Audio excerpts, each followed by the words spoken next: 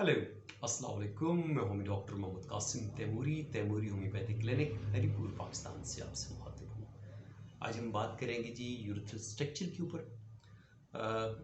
जैसा कि नाम से ज़ाहिर है, यूरेथ्रा पेशाब की नाली ये मर्दों में भी होती है और औरतों में भी होती है, लेकिन मर्दों में पेशाब की नाली जो होती है ये 10 इंच तक लंबी होती है, जबकि फीमेल में ये इंतहाई शॉर्ट होती है, छोटा साइज की यूरेथ्रा होती है।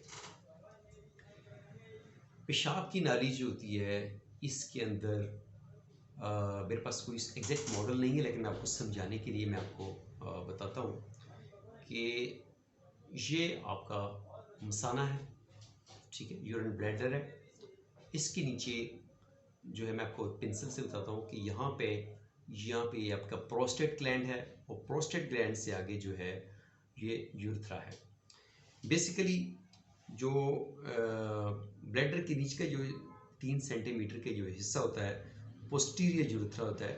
मोस्टली स्ट्रक्चर जो होते हैं, रुकावटें जो होती हैं यहाँ पे ही आती है।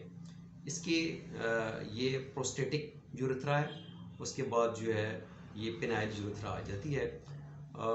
10 इंचेस की ये पेशाब की जो मर्दों में नाली होती है ये तकरीबन 5-6 इंचेस जो है ये पेनाइल यूरेथ्रा होती है, ठीक है, जो बाहर होती है, और इतनी ही अंदर जो है 3-4 से इंचेस जो होती है वो पेनाइल यूरेथ्रा जो होती है वो अंदर ही होती है।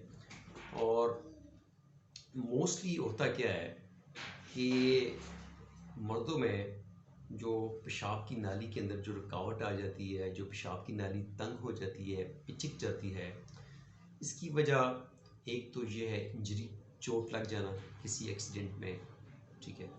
दूसरी वजह ये होती है कि sexual transmitted disease, STDs, urine track infections की वजह से, या पथरी के पास होने की, नोकीली पथरी जो है वो अगर यूरेथ्रा से पास हो और वो अंदर यूरेथ्रा को डैमेज कर दे तो वहाँ पे एक स्कार टिश्यू डेवलप हो जाता है।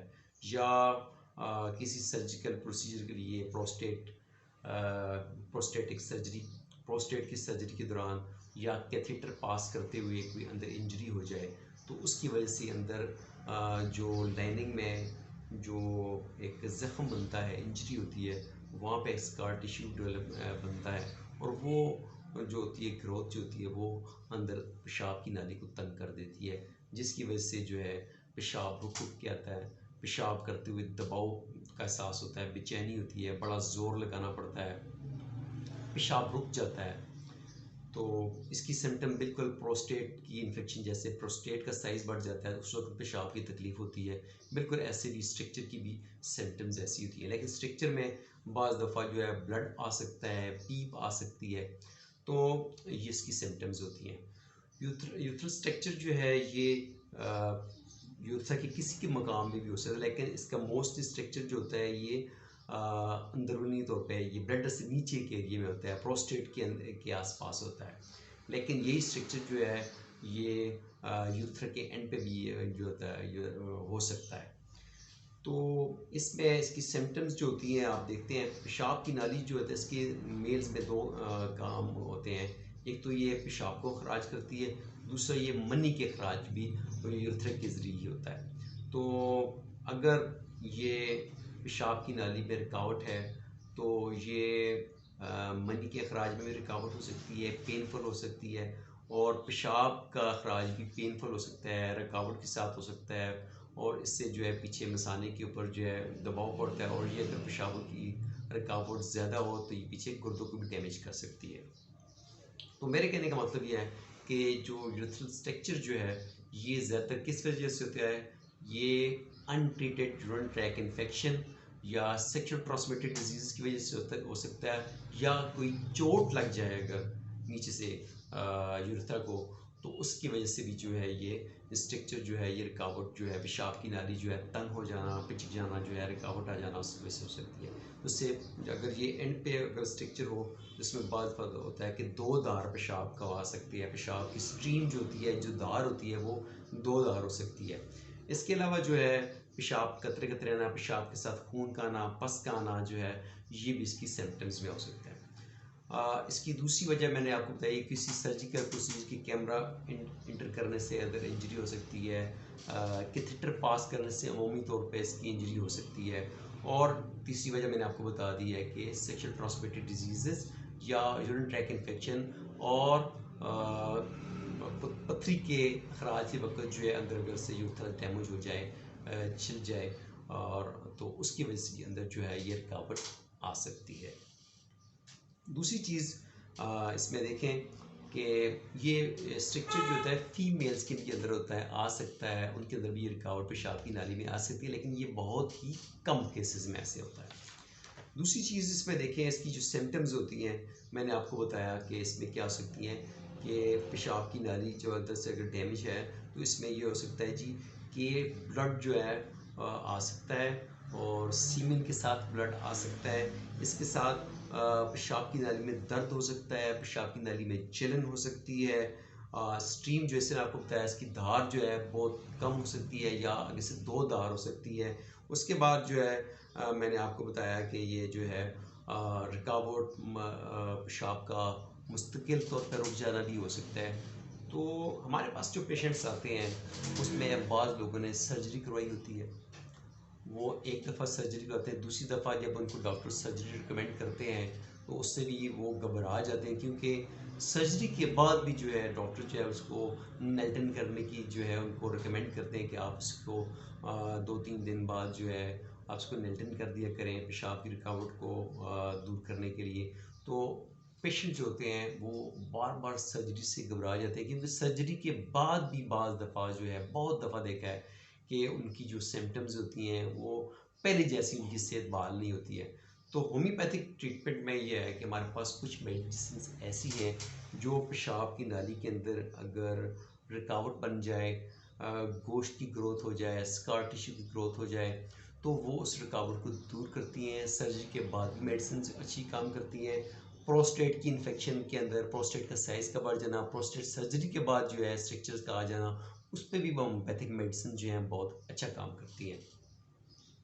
अब होम्योपैथिक मेडिसिन जो होती हैं उनको हमने इस्तेमाल कैसे करना होता है, ये एक डॉक्टर का, एक होम्योपैथिक डॉक्टर का एक फ़न होता है, उसका स्किल होता है कि वो जो right remedy as per patient state, as per patient symptom, as per patients past medical history, as per patient family medical history जो है उसको वो रिकमेंड करता है। जैसे ही पेशेंट की सिम्टम्स, कैफियत, इलामात वो चेंज होती हैं, मेडिसिन भी चेंज होती है। तो इसमें आपके लिए ज़रूरी है कि जब आप ट्रीटमेंट करवाएं तो आप प्रॉपर फॉलोअप करें। 10-15 दिन बाद पेशेंट जो है अपनी फीडबैक जो है मालिज को दे, ताकि नई मेडिसिन लेने से पहले आपकी जो मेडिसिन, नेक्स्ट मेडिसिन जो डॉक्टर आपको रिकमेंड करे वो आपकी करंट सिम्टम और स्टेट को देखते हुए डॉक्टर आपको रिकमेंड करे। प्रोस्टेट के साइज़ के लार्ज हो जाने की वजह से, प्रोस्टेट की सोजिश की वजह से हमारे पास मेडिसिन मौजूद हैं, और पेशाब की नाली के अंदर जो है रुकावट आ जाने की वजह से उसकी मेडिसिन भी मौजूद है। तो जिसकी वजह से कि मैं आपको बता दूं, हमारे पास मेडिसिन जो है कॉस्टिकम है, आर्निका है, कोनियम है, कार्सिनोसिन है, मेड्रोनियम है, कैंथ्रस है, बिस्मेल्फिका है, ठीक है जी, क्लेमेटिस रेक्टा है। इसी तरीके के साथ दूसरी मेडिसिन भी मौजूद हैं। याद रखें, आपने डॉक्टर गूगल को फॉलो नहीं करना है। डॉक्टर गूगल जो है आपको मालूमात दे सकता है, लेकिन आपको एग्जैक्ट राइट रेमेडी आपको रिकमेंड नहीं कर सकता। एग्जैक्ट राइट रेमेडी रिकमेंड करना एक मुआलिज का काम है, डॉक्टर का काम है, जो आपका चेकअप करता है, जो आपकी सिम्टम लेता है, जो आपकी पास्ट मेडिकल हिस्ट्री लेता है, जो आपकी फैमिली मेडिकल हिस्ट्री लेता है, जो आपका फिजिकल एग्जाम लेता है, जो आपकी लैब रिपोर्ट का एनालाइज करके आपके लिए स्पेशलाइज्ड, कस्टमाइज्ड और इंडिविजुअलाइज्ड रेमेडी जो है आपके लिए इंडिविजुअलाइज्ड ट्रीटमेंट रिकमेंड करता है। ये आपकी ट्रीटमेंट होती है। आपने कभी भी डॉक्टर गूगल को आपने फॉलो करना। Doctor Google is just for information, not for treatment. तो आपने अगर डॉक्टर गूगल को फॉलो किया, आपने खुद से सेल्फ मेडिकेशन की, तो आपको रिजल्ट्स नहीं मिलेंगे। तो आप जो है हमेशा जो है अपने एक्सपीरियंस डॉक्टर के पास, और उस डॉक्टर के पास जिसने ये केसेस डील किए हुए हो, जिसके पास ऐसे केसेस का एक्सपीरियंस हो, नॉलेज हो, तो आप ऐसे डॉक्टर से आप कंसल्ट करें।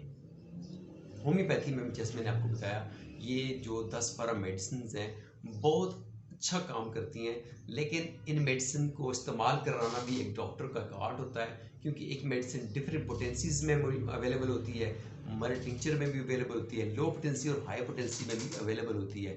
तो हम इनको इस्तेमाल करवाते हैं वजूहात को देखते हुए, इलामात को देखते हुए, कैफियत को देखते हुए, पास मेडिकल हिस्ट्री को देखते हुए, फैमिली मेडिकल हिस्ट्री को देखते हुए। जैसे कि फैमिली मेडिकल हिस्ट्री से मैं बात आपको कर रहा हूँ कि बाज़ लोगों में प्रोस्टेट के इश्यूज फैमिली में मौजूद होते हैं, बाज़ लोगों में कैंसर की हिस्ट्री पाई जाती है, तो हम ऐसी मेडिसिन देते हैं जो कैंसर हिस्ट्री में यूज़ की जाती हैं। प्रोस्टेट इनलार्जमेंट में, प्रोस्टेट इन्फेक्शन की हिस्ट्री में दी जाती हैं।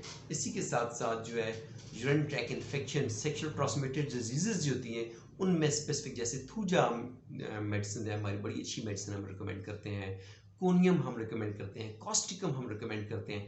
लेकिन ये सारी मेडिसिन जो होती हैं इनको कामयाब एक्सपीरियंस होम्योपैथ डॉक्टर जो है वो रिकमेंड कर सकता है। आप डॉक्टर गूगल को देख के, वहाँ पे आप वेबसाइट पे देख के आपने मेडिसिन जो है नहीं यूज़ करनी है, वो आपको जस्ट फॉर इंफॉर्मेशन है। एक डॉक्टर जो होता है वो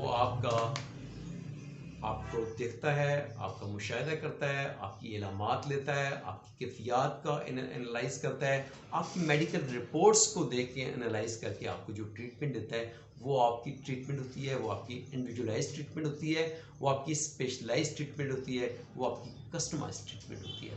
तो इंशाल्लाह फिर आपसे बात होगी। अगर कोई आपका सवाल है तो मुझसे आप कंसल्ट कर सकते हैं, मरहम के ज़रिए, वोलाडाक के ज़रिए, शिफाम के ज़रिए और तैमूरी क्लिनिक डायरेक्ट आप मुझसे अप्रोच करके आप जो है अपनी अपॉइंटमेंट बुक करवाएं। आप मुझसे तफसील के साथ जो है अपना केस डिस्कस करें और अपनी इंडिविजुअलाइज्ड, इनफरादी, कस्टमाइज्ड और स्पेशलाइज्ड ट्रीटमेंट जो है वो आप अपनी जो है ले सकते हैं। इंशाल्लाह फिर आपसे बात होगी, तब तक के लिए इजाज़त। थैंक यू, अल्लाह हाफिज़।